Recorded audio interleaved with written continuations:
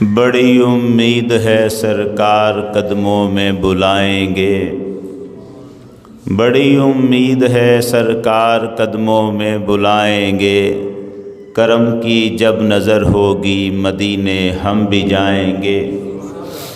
اگر جانا مدینے میں ہوا ہم غم کے ماروں کا، مکین گنبد خضرا کو حال دل سنائیں گے۔ گناہ گاروں میں خود آ کے شامل پارسا ہوں گے، شفیع حشر جب دامان رحمت میں چھپائیں گے۔ قسم اللہ کی ہوگا وہ منظر دید کے قابل، قیامت میں رسول اللہ جب تشریف لائیں گے۔ قیامت تک جگائیں گے نہ پھر منکر نکیر ان کو، لحد میں وہ جنہیں اپنا رخ زیبا دکھائیں گے۔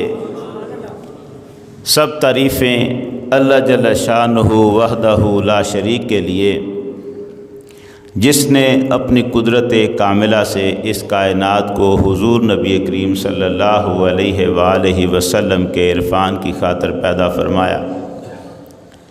بے شمار درود حضور نبی کریم صلی اللہ علیہ وآلہ وسلم کی ذات اقدس کی خاطر، جن کی ذات اقدس اس کائنات کی تخلیق کا باعث بنی۔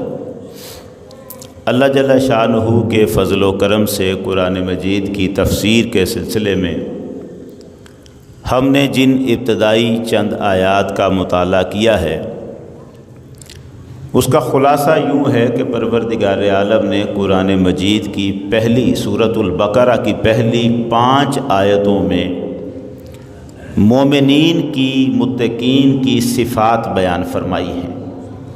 وہ لوگ جو قرآن مجید سے ہدایت حاصل کرتے ہیں، ان لوگوں کی صفات بتاتے ہوئے پروردگار عالم نے پہلی صفت یہ بتائی ہے کہ وہ غیب پر ایمان رکھتے ہیں۔ اس کا مطلب یہ ہے کہ وہ کسی چیز پر ایمان رکھنے کے لیے اپنے دیکھنے یا اپنی عقل میں آ جانے کا دعویٰ اور مطالبہ نہیں کرتے۔ ان کی شرط صرف یہ ہوتی ہے کہ بات بھلے ہی غیب کی ہو، نکلی محمد کی زبان سے ہو صلی اللہ علیہ وسلم۔ محمد عربی صلی اللہ علیہ وسلم جس حقیقت کا بھی بیان فرما دیں، وہ نظر میں آئے یا نہ آئے، سمجھ میں آئے یا نہ آئے، متقین اس پر ایمان کامل رکھتے ہیں۔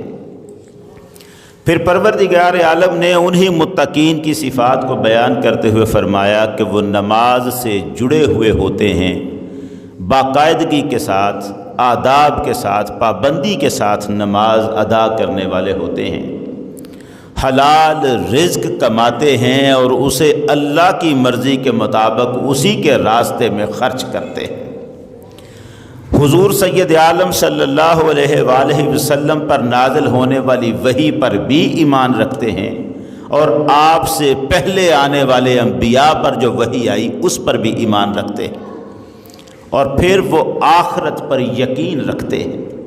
یہ آخرت پر یقین رکھنا، اس کا معنی یہ تھا کہ صرف آخرت کو مانا ہی نہ جائے، بلکہ اس عقیدے کو ذہن میں رکھتے ہوئے اس کے مطابق پھر عمل کیا جائے۔ یہ صفتیں بیان فرما کر پروردگار عالم نے فرمایا اولئک علی ھدی من ربہم واولئک ھم المفلحون۔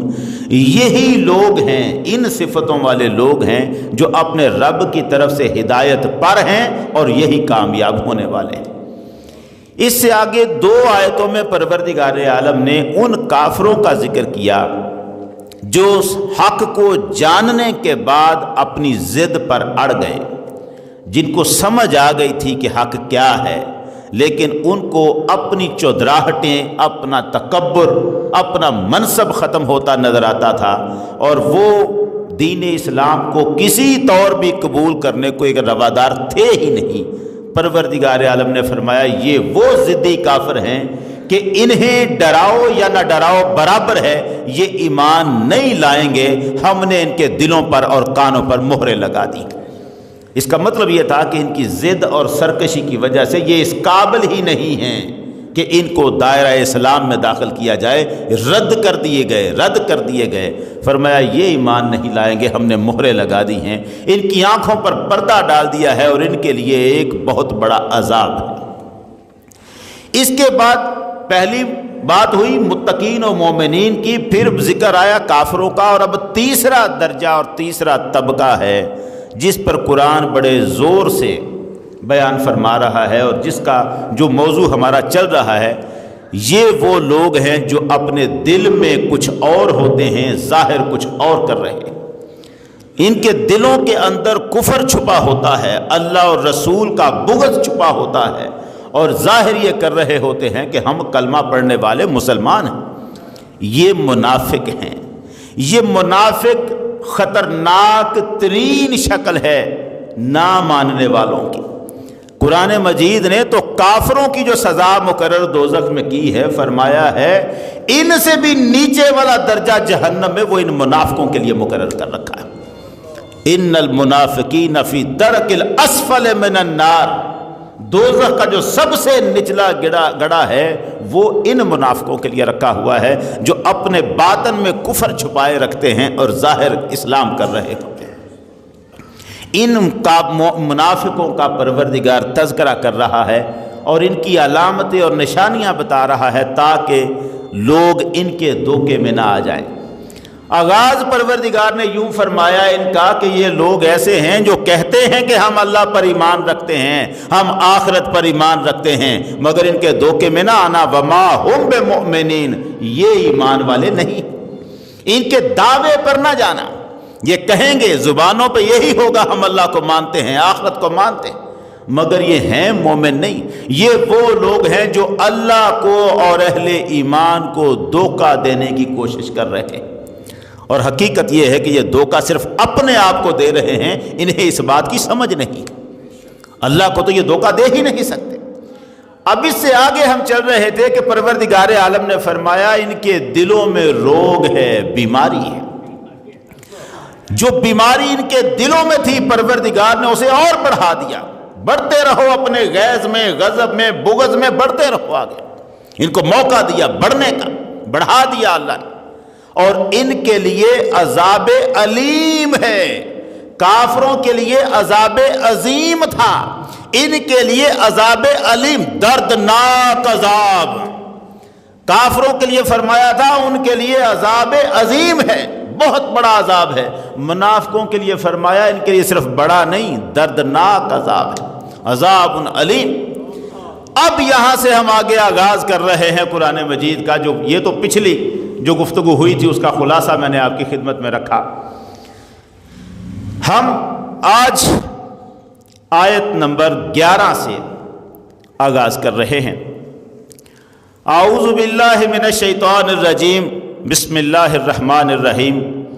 وَإِذَا قِيلَ لَهُمْ لَا تُفْسِدُوا فِي الْأَرْضِ قَالُوا إِنَّمَا نَحْنُ مُصْلِحُونَ۔ پروردگار عالم فرماتا ہے جب ان سے کہا جاتا ہے زمین میں فساد نہ پھیلاؤ، یہ کہتے ہیں ہم ہی تو اصلاح کر رہے ہیں، ہم ہی تو اصلاح کرنے والے ہیں، ہم فساد تو پھیلا نہیں رہے۔ یہاں پروردگار عالم کی پہلی منشا، یہ قرآن مجید کا آغاز ہے، آغاز ہی پہ پروردگار جس بات کا اعلان فرما رہا ہے وہ یہ ہے لا تفسدوا فی الارض، زمین میں فساد نہ پھیلاؤ۔ قرآن مجید کا سب سے بڑا جو مخالف ہے وہ یہ فساد ہے۔ اللہ فساد کو ختم کرنا چاہتا ہے۔ میں عرض کروں سب سے بڑا کافر جسے ہم مانتے ہیں، نبی اکرم صلی اللہ علیہ وآلہ وسلم نے اسے ابو الکفر نہیں فرمایا، اس کا نام ابو جہل رکھا ہے۔ کافر سب سے بڑا یہ نہیں فرمایا یہ ابو الکفر ہے، فرمایا ابو جہل ہے، جہالت کا باپ ہے۔ اس کا مطلب تھا کہ اسلام کافر کو تو اپنے مقابلے میں سمجھتا ہی نہیں ہے، کفر اس کا تو وہ درجہ ہی نہیں ہے کہ اسلام اس کو مقابلے میں کھڑا کرے۔ جس کو اسلام اپنا دشمن سمجھتا ہے اور مٹانا چاہتا ہے وہ جہالت ہے۔ جہالت سے جنم لیتا ہے کفر، جہالت سے جنم لیتا ہے فساد۔ پروردگار عالم فساد کو ختم کرنا چاہتا ہے۔ فساد کیا ہے؟ جو نظام عدل پر کھڑا ہو اسے توڑا جائے، جس نظام میں امن قائم کیا جائے اسے توڑا جائے۔ امن ختم کرنا فساد ہے، عدل ختم کرنا فساد ہے، لوگوں کی فصلیں اجاڑنا یہ فساد ہے، نسلوں کو تباہ کر دینا یہ فساد ہے۔ جہاں خرابی کی جائے، جہاں نظام عدل اور امن کو توڑا جائے وہ فساد ہے، اور جب فساد پیدا ہوتا ہے اس کو ختم کرنا ضروری ہوتا ہے۔ کربلا کے واقعے میں امام حسین علیہ السلام نے جب کھڑے ہو کے خطبہ دیا تھا کہ میں کیوں اٹھا ہوں اور کیوں میں یزید کی بیعت نہیں کرتا، اس میں جو باتیں آپ نے ارشاد فرمائی تھی ان میں ایک بات یہ تھی، سرکار امام حسین علیہ السلام نے فرمایا تھا لوگوں دیکھو یہ جن لوگوں کے لیے میں کھڑا ہوا ہوں، جن کے مقابلے میں کھڑا ہوا ہوں، جن کو میں تسلیم نہیں کر رہا، یہ وہ لوگ ہیں اِنَّ هَؤُلَاءِ قَدْ تَرَكُوا طَاعَةَ الرَّحْمَٰنِ وَلَزِمُوا طَاعَةَ الشَّيْطَانِ، انہوں نے رحمان کی فرما برداری چھوڑ دی ہے اور شیطان کی فرما برداری میں لگ گئے۔ وَأَطَّلُوا الْحُدُودَ وَأَظْهَرُوا الْفَسَادَ، ان لوگوں نے اللہ کی مقرر کی ہوئی حدوں کو توڑ دیا ہے اور زمین میں فساد برپا کر دیا ہے۔ جہاں فساد برپا ہوگا وہاں حسین کھڑا ہوگا، فساد برپا ہو اس کے مقابلے میں حسین نہ ہو تو یہ سمجھنا ہوگا کہ امت زندہ نہیں رہی۔ جہاں فساد ہوگا اس کے مقابلے میں اسوہ حسینی کو کھڑا ہونا ہوگا۔ قرآن مجید کا اعلان یہ ہے لا تفسدوا فی الارض۔ اب اگلی بات یہ ہے کہ جو یہ فساد پھیلانے والے لوگ ہیں نا، اکثر ان کی زبانوں پر اگلا جملہ جو قرآن نے کہا وہ مانتے ہی نہیں کہ ہم فساد کر رہے ہیں، وہ کہتے ہیں ہم ہی تو اصلاح کر رہے ہیں، یہ ٹھیک کرنے کا کام ہم ہی تو کر رہے ہیں، ہم ہی ہیں جنہوں نے نظام کو سنبھالنا ہے، لوگ غلط چل رہے ہیں، سارے لوگ گمراہ ہیں، ہم ٹھیک کر رہے ہیں۔ ہر دور میں یہی رہا، یہی کہا تھا اموی بادشاہوں نے بھی، فساد پیدا کر، اجازت نہیں تھی کسی کو کہ کوئی کلمہ حق کہہ سکے۔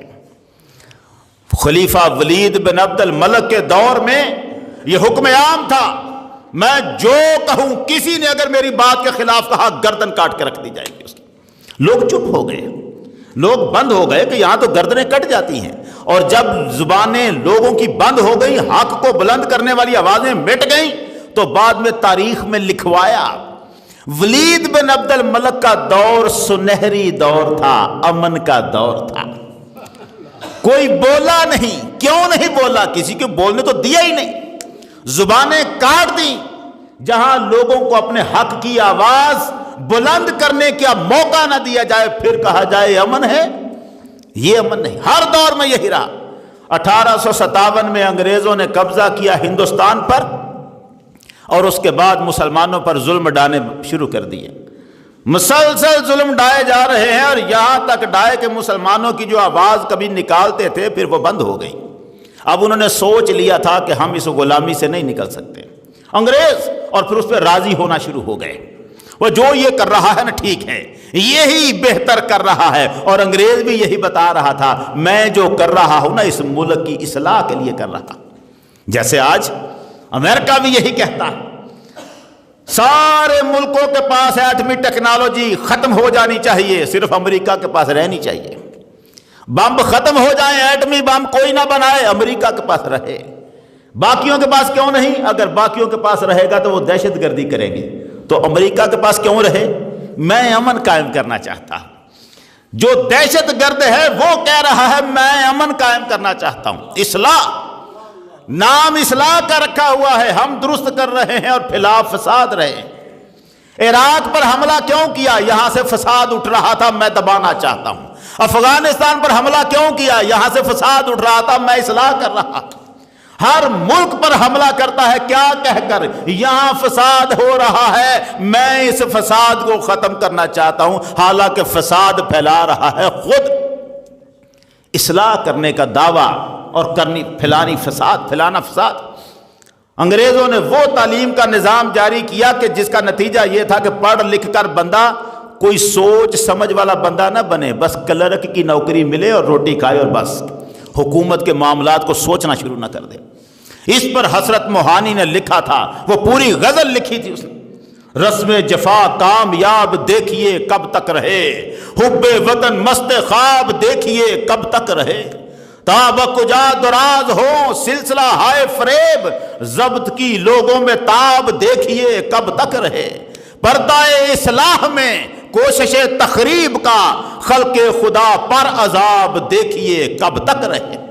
اصلاح کا پردہ، ہم اصلاح کر رہے ہیں اور کرنی تخریب کاری، تخریب کاری رہے ہیں، کہہ رہے ہیں ہم اصلاح کر رہے ہیں۔ یہ المیہ ہے۔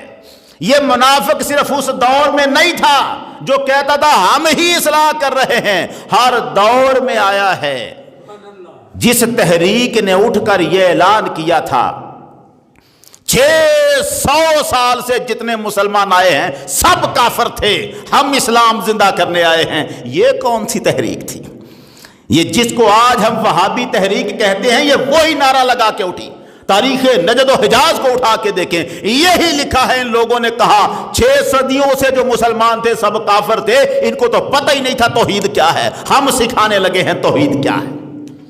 توحید کا نعرہ بلند کر دیا۔ آج ہم کہتے ہیں نبیوں ولیوں کی شان میں گستاخی نہ کی جائے، وہ کہتے ہیں ہم کہاں کر رہے ہیں، ہم تو اصلاح کر رہے ہیں کہ لوگوں کو توحید کی سمجھ آ جائے، ہم توحید سمجھا رہے ہیں۔ اور دوسری طرف ایک فتنہ ہے جنہوں نے صحابہ اکرام کو گالیاں دینا شروع کیا ہوا، اتنا پھیل رہا ہے یہ فتنہ، میں آپ کو بتا دوں روحیں کانپ رہی ہیں، ہر سمجھدار بندہ ڈر رہا ہے، پڑھے لکھے لوگ اس کی زد میں آتے جا رہے ہیں جس انداز سے اصحاب رسول کی عزتوں کو پامال کیا جا رہا ہے۔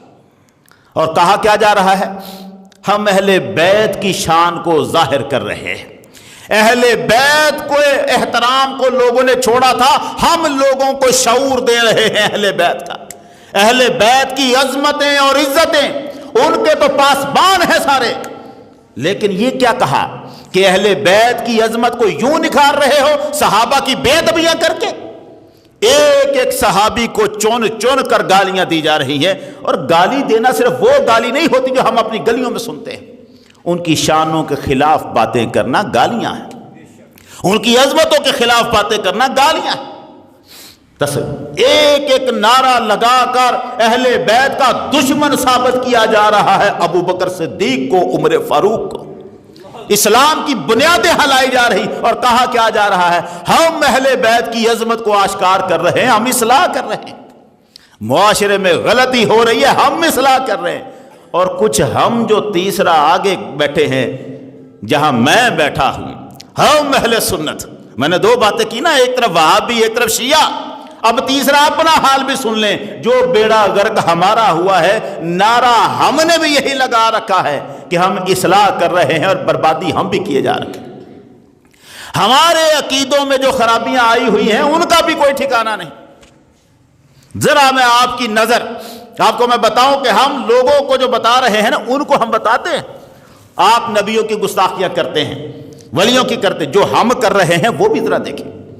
اور ہم بھی تو یہی کہتے ہیں نا، ہم اصلاح کر رہے ہیں، ہمارے ہاں عام باتیں کی جاتی ہیں اور بیڑے غرق کر دیے جاتے ہیں۔ بڑی ٹھیک بات، اب پہلے ٹھیک سن لیں، میں جو سنانے لگا ہوں یہ ٹھیک ہے، اس میں سے عرض کروں گا خرابی کہاں کر رہے ہیں، پہلے ٹھیک سن لیں۔ حضرت قتادہ رضی اللہ تعالی عنہ ایک جنگ میں، غزوے میں آپ کی آنکھ پر ضرب آئی، ڈیلا نکل کر گال پر لٹک گیا۔ یہ منظر سب کو پتا ہے، یہ میں ٹھیک بات بتا رہا ہوں، خرابی ابھی چھوڑ دیں ذرا اس کو 2 منٹ کے لیے، پہلے تو وہ بات دیکھیں کہ جہاں سے ہم اس طرف گئے۔ حضرت قتادہ رضی اللہ تعالیٰ عنہ آپ کا ڈیلا آنکھ کا ڈیلا نکل کر لٹک گیا، یہاں گال پر آ گیا۔ ظاہر ہے بڑا معاملہ۔ باقی جو ساتھی قریب تھے انہوں نے پکڑا اور سیدھا پکڑ کے نبی کریم صلی اللہ علیہ وسلم کی خدمت میں لے آئے، حضور کی بارگاہ میں آئے، یا رسول اللہ میرا ڈیلا نکل گیا ہے۔ سرکار دو عالم نے ارشاد فرمایا، قتادہ ان شئت صبرت ولک الجنہ، اگر تو چاہے تو اس پر صبر کر، اللہ تجھے جنت عطا کر دے گا، اور اگر تو چاہے وَإِن شِئْتَ، اگر تو چاہے فَرَدَدْتُهَا، تو میں اسے دوبارہ آنکھ میں لگا دیتا۔ یہ ڈیلا جو لٹک رہا ہے یہاں پر، اگر تو چاہے تو صبر کر لے۔ صحابہ نے کہا ہم کاٹ دیتے ہیں اسے، یہاں سے لٹک رہا ہے اتنا حصہ کاٹ دیتے ہیں۔ فرمایا حضور نے اگر تو چاہے تو صبر کر لے، اللہ تجھے جنت عطا کرے، اور اگر تو چاہے تو میں لگا دیتا ہوں لم تفقد منہا، اور یہ بالکل ٹھیک ہو جائے گی، کوئی کمی نہیں رہے گی، بتا کیا چاہتا ہے، کیا کروں؟ میں لگا دیتا ہوں، میں واپس لگا دیتا ہوں، لم تفقد منہا، کوئی کمی نہیں رہے گی، بالکل ٹھیک ہوگی، بتا کیا چاہتا ہے۔ لٹک رہا ہے ڈیلا، تکلیف اپنی جگہ۔ حضور نے فرمایا، قتادہ ہاتھ جوڑ کے کھڑے ہو گئے، عرض کیا یا رسول اللہ، اس میں کوئی شک نہیں کہ جنت بڑا انعام ہے، اس میں کوئی شک نہیں، ان الجنت جزاء جمیل وعطاء جلیل، بڑا انعام ہے، بڑا بدلہ ہے، رب العزت کی عطا ہے جنت، اس کا انکار نہیں، مگر آقا معاملہ یہ ہے، میں اگر آنکھ نکلی کے ساتھ اپنی بیوی کے سامنے جاؤں گا نا، اسے پسند نہیں آئے گا میرا چہرہ۔ میں اپنی بیوی سے بڑی محبت کرتا ہوں، میں نہیں چاہتا کہ وہ مجھے دیکھے اور اس کے دل میں بیزاری پیدا ہو۔ میں گھر جاؤں تو یہ ان کو پتہ تو چل گیا تھا نا، جب سرکار نے فرمایا بتا کیا چاہتا ہے میں لگا دوں، سوچا اس کا مطلب ہے واپس لگ سکتی ہے۔ اب انہوں نے عرض کیا، انہوں نے کہا حضور میں نہیں چاہتا کہ میں اس حال میں گھر جاؤں کہ میری بیوی مجھ سے چہرہ پھیرے، میں یہ چاہتا ہوں کہ آقا اسے لگا دے اور دعا جنت کے لیے بھی فرما دے۔ اس میں کیا جاتا ہے؟ مانگنے والوں کو انداز آتے ہیں، ہمیں تو مانگنا ہی نہیں نہ آیا، ہمیں پتہ نہیں کیا مانگنا ہے، کہاں سے مانگنا ہے۔ انہوں نے کہا حضور اسے بھی لگا دیں، یہ آنکھ بھی واپس آ جائے اور دعا جنت کے لیے بھی فرما دیں، وہ بھی مجھے مل جائے۔ آقا نے فرمایا ٹھیک۔ سرکار دو عالم نے اپنے دست مبارک سے پہلے لعاب لگایا آنکھ پہ اور پھر ڈیلا لگا دیا، یوں ڈیلا لگا، آنکھ بالکل ٹھیک ہوئی۔ روایت کے لفظ تھے فَقَانَتْ أَحْسَنَ عَيْنَيْهِ، دونوں آنکھوں میں سے خوبصورت وہ تھی جو مصطفیٰ کے ہاتھوں سے لگ گئی تھی۔ نعرہ تکبیر، نعرہ رسالت، شان حضرت مصطفیٰ، حضرت مصطفیٰ، شان مصطفیٰ، نعرہ حیدری، حیدری۔ جو سرکار نے اپنے ہاتھوں مبارک سے لگائی تھی وہ دونوں میں سے زیادہ خوبصورت تھی، لفظ ہے روایت کے، احسن عینیہ، دونوں میں سے زیادہ خوبصورت تھی، وَأَحَدَّهُمَا، اور ان میں سے زیادہ نظر بھی اب اسی سے آ رہا تھا، اس کی نظر پہلی سے زیادہ، نظر بھی زیادہ بڑھ گئی۔ وَلَا تَرْمِدُ اِذَا رَمَدَتِ الْأُخْرَى، اگر کبھی آنکھیں خراب ہونے کا موسم آتا، آنکھیں دکھنے آ جاتی تو دوسری لال ہو جاتی، یہ خراب نہیں ہوتی تھی۔ سرکار کا لعاب لگا تھا، حضور کے ہاتھ لگے تھے، یہ آنکھ خراب نہیں ہوتی تھی۔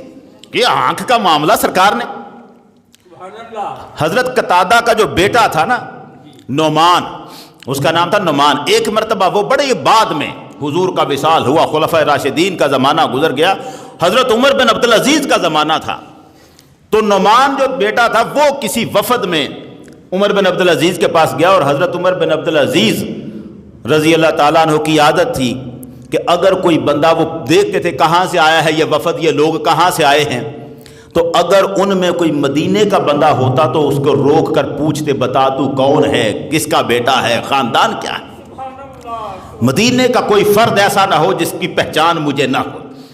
یہ آئے، پتہ چلا مدینے سے آیا ہے، انہوں نے پوچھا من انتا، نعمان، یہ بیٹا تھا قتادہ کا، انہوں نے کہا من انتا، کون ہو؟ تو نعمان نے نہیں کہا کہ میں نعمان ہوں، قتادہ کا بیٹا ہوں، انہوں نے کہا انا ابن الذی سالت عینہ علی خدہ فردت بکف المصطفیٰ فاحسن الرد، میں اس بندے کا بیٹا ہوں جس کا ڈیلا گال پر بہ کے آ گیا تھا اور محمد نے اپنے دست مبارک سے رکھ لیا تھا،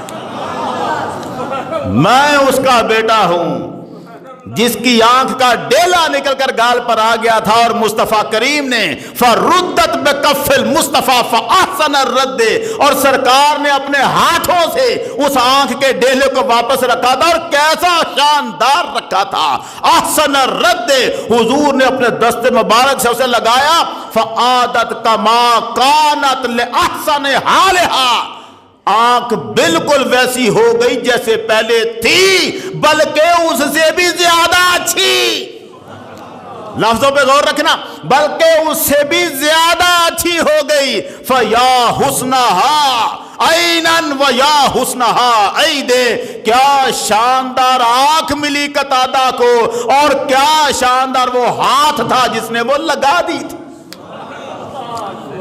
عمر بن عبدالعزیز نے ایک جواب دیا تھا، اس کے بدلے میں اس کی بات سن کر، تلک المکارم لاکابان من لبن بشیبہ بمائن بعد آدھا ابوالا، یہ جو جواب تھا اب یہ نہیں بتاؤں گا کیونکہ اس پر ایک تقریر کرنی ہے، وہ الگ رکھوں گا جواب کہ عمر بن عبدالعزیز نے کہا کیا تھا جواب میں۔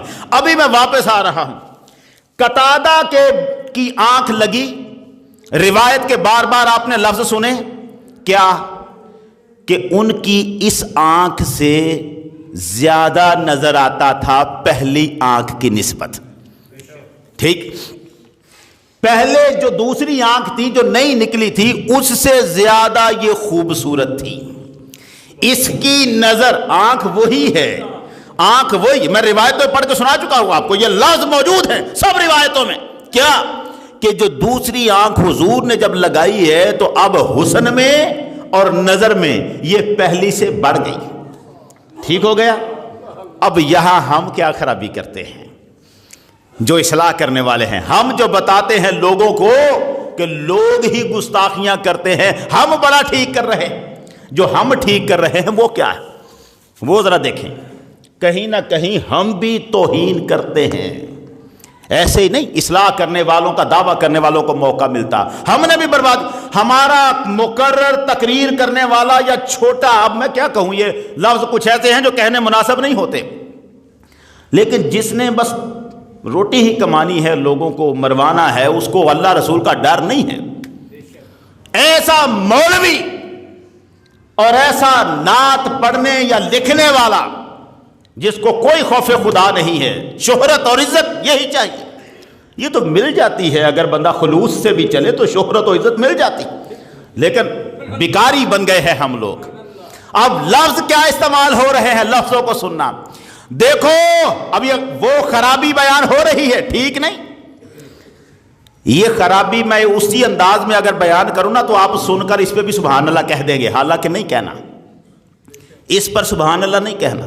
انداز کیا ہوتا، انداز گما کے بات کو لگ، دیکھو لوگوں پہلی آنکھ سے زیادہ نظر آتا ہے اس آنکھ سے، کیوں؟ ارے پہلی آنکھ خدا نے دی تھی، دوسری مصطفیٰ نے دی تھی، نکلتا ہے نا منہ سے، جب یوں جوش دلایا جائے تو اگلا سننے والا تو نعرہ لگائے گا، مجھے بتاؤ نا ذرا چھوڑا کیا ہے ہم نے، دین کہاں رکھا، اس ایک جملے نے دین محمد کی نییں بنیادیں ہلا کے رکھ دی ہیں۔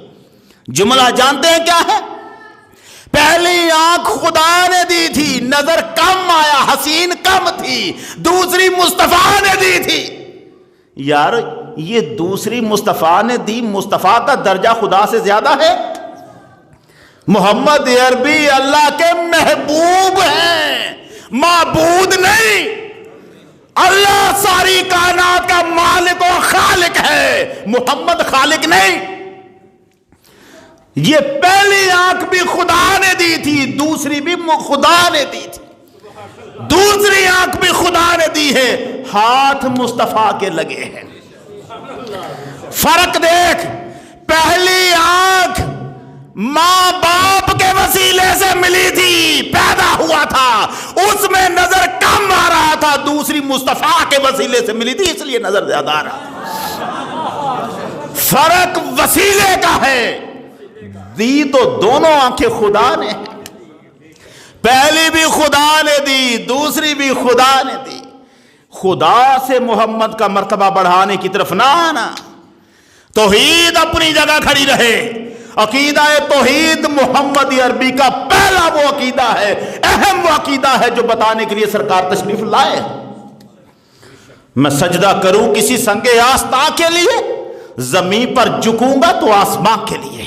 ये भी शेर है, लफ्ज है, मतलब इसका चूंकि अच्छा है मगर लफ्ज शायद फिर भी यहां भी गलती हो।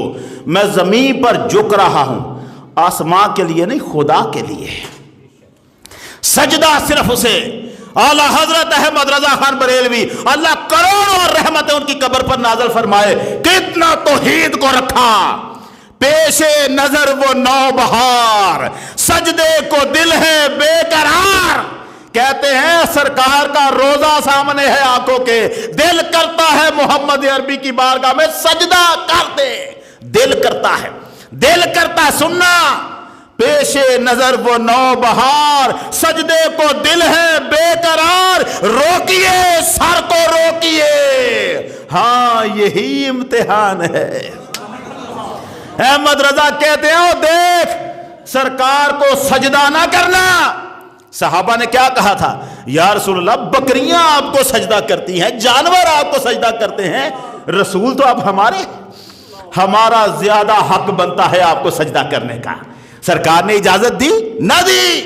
अल्लामा इकबाल ने क्या कहा, सैयदा फातिमा तो ज़हरा से मुखातब होकर शेरों में कहा, सैयदा रिश्ता आईने हक जंजीरे पास्त, पास फरमाने जनाबे मुस्तफास्त, वरना गर्द तुरबतश गर्दीद में सजदा हा बरखा के वे पाशीद में। सैयदा अल्लाह का कुरान मुझे रोक रहा है, मेरे पैरों में जंजीरें पड़ गई हैं उसकी।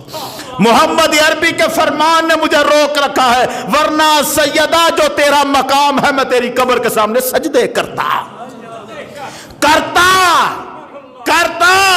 मगर नहीं कर रहा। क्यों नहीं कर रहा? इसलिए कि मुझे मोहम्मद का फरमान रोक रहा है, इसलिए कि मुझे अल्लाह का कुरान रोक रहा है। और सैयदा फातिमा की कब्र पर एक बार सजदा नहीं कर सकता। तू मुझे बताना, जब तू किसी बाबे के कब्र पर सजदा करता है तू कहां बैठा हुआ है?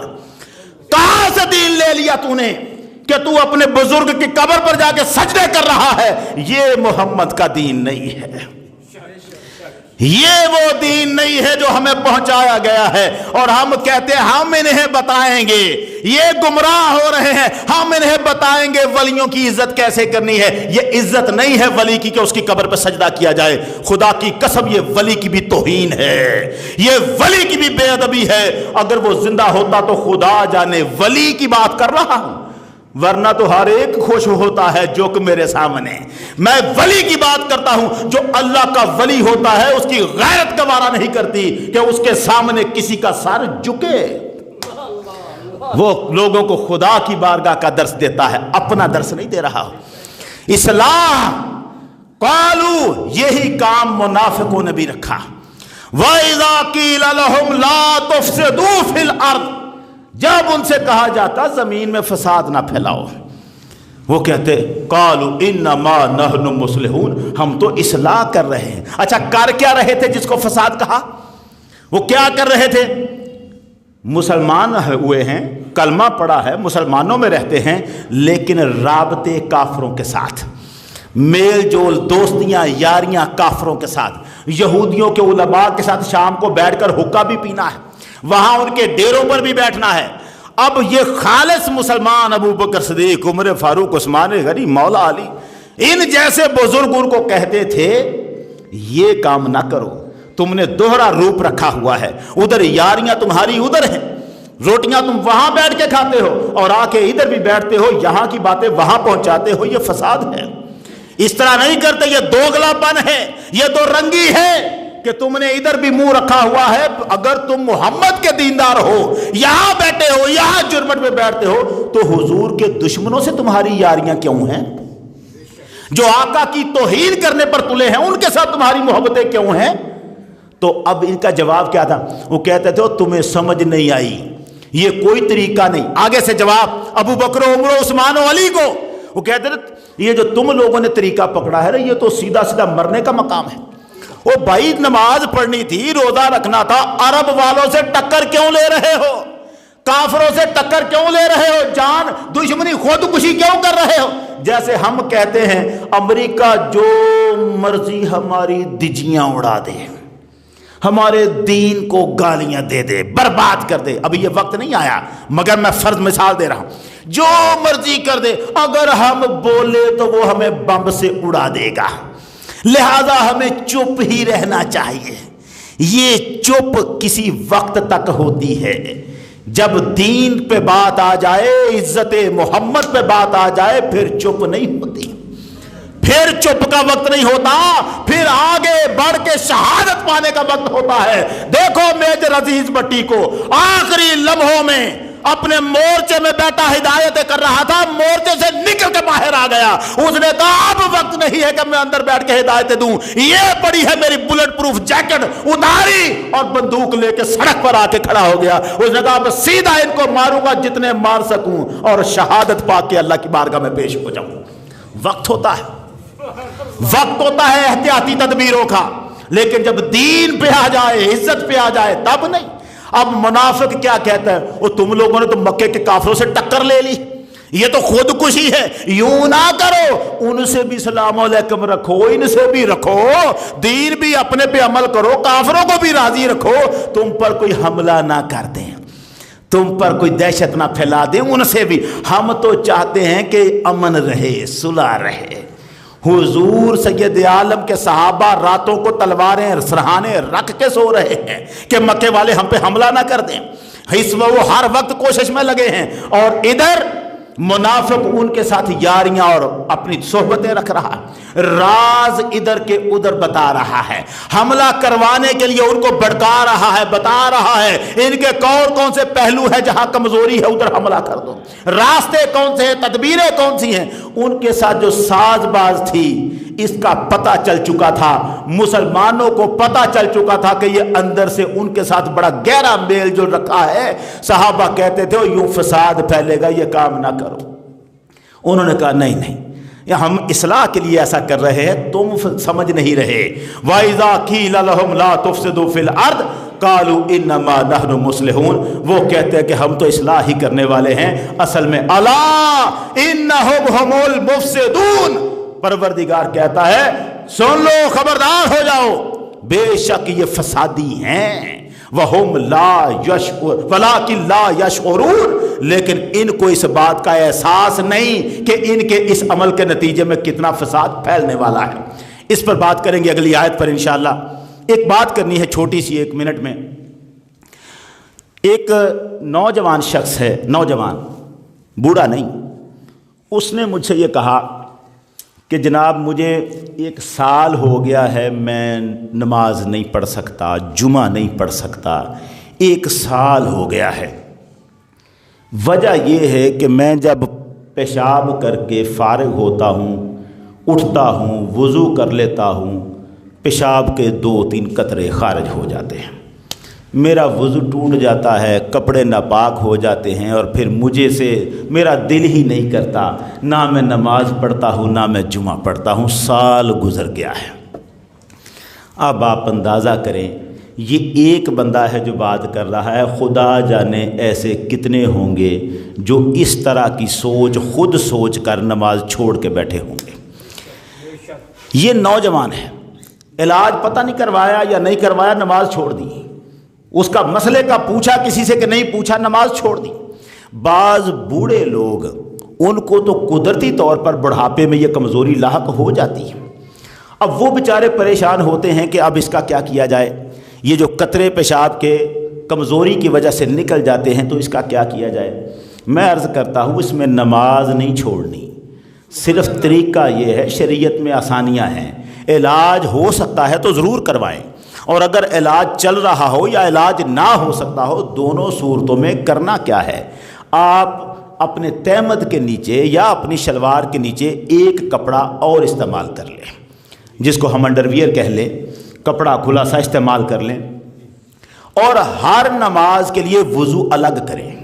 یعنی اب آپ کا بھلے ہی وضو ٹوٹا نہیں، آپ نے وضو کیا، وہ اس وقت قطرے خارج ہو گئے جو بھی تھا، لیکن اب یہ آپ سمجھیں کہ اس کے بعد تو میرا وضو خارج ٹوٹا نہیں ہے، میں اگلی نماز بھی اس سے پڑھ لوں، نہیں، آپ نے ایک وضو سے ایک ہی نماز پڑھنی ہے۔ جس کو یہ مشکل پیش آ رہی ہو، ایک وضو سے وہ ایک ہی نماز پڑھے اور اپنے تہمد اور یا شلوار، تہمد یا شلوار میں سے جو بھی ہے اس کے نیچے ایک الگ کپڑا استعمال کر لے. وہ جو کپڑا ہے اب وہ جو قطرے خارج ہوں گے وہ اس کپڑے کو لگیں گے، آپ کا کپڑا جو تہمد اور شلوار ہے وہ پاک رہے گا. اس طرح سے وہ جو اندر آپ نے کپڑا نیچے پہنا ہے اس کپڑے کو آپ کے جسم کا حصہ سمجھا جائے گا، وہ لباس نہیں سمجھا جائے گا. آپ کا لباس پاک ہی ہوگا جو آپ نے شلوار یا تہمد اوپر پہنا ہوا ہے. یوں تدبیر صرف یہ سرکار دو عالم نے خود بتائی تھی حیض و نفاس والی عورتوں کو جب وہ حرم جا رہی تھیں، تو ان کو یہ بتایا تھا آپ نے کہ ایک کپڑا اپنے اصل کپڑے کے اندر بھی استعمال کر لیا جائے. اب ایک کپڑا آپ اندر استعمال کر لیں اور ہر وضو کے لیے الگ نماز اور ہر نماز کے لیے الگ وضو کریں. جو بندہ عذر رکھتا ہے شریعت اس پر قید گرفت نہیں رکھتی. مجبور بندہ ہے، ایک مجبوری ہے، وہ خارج ہو جاتے ہیں قطرے تو اس کا کیا کیا جائے. اب وہ مجبوری ہے، شریعت یہ نہیں کہتی کہ چونکہ قطرے خارج ہو گئے تیرا وضو ٹوٹ گیا لہذا اب گھر چلا جا. ایسا نہیں. نماز نہ چھوڑیں، وضو کریں. علاج ہو سکتا ہے ضرور کروائیں، نہیں ہو سکتا نہ صحیح، لیکن تدبیر یہ اختیار کرے. یہ بڑے دکھ کی بات ہے کہ نوجوان بندہ یہ کہہ رہا ہو اور اس بات میں کون سی وہ اللہ کی خدمت کر رہا ہے. جی سال ہو گیا ہے مجھے، میں نماز نہیں پڑھ سکا اور جمعہ نہیں پڑھ سکا. تو سال ہو گیا ہے، اب بھی تو میں تیرے پاس بیٹھا ہوں تو نے پوچھا ہے، تو پوچھنے کسی کے پاس نہیں گیا. یہ غفلت نہ کریں، کوئی مسئلہ پیش آئے تو ضرور پوچھیں کسی سے اور پھر اس کے مطابق عمل کریں. اللہ جل شانہ ہم سب کو حضور سید عالم کے دین کے مطابق چلنے کی توفیق عطا فرمائے. وآخر دعوانا ان الحمد للہ رب العالمین.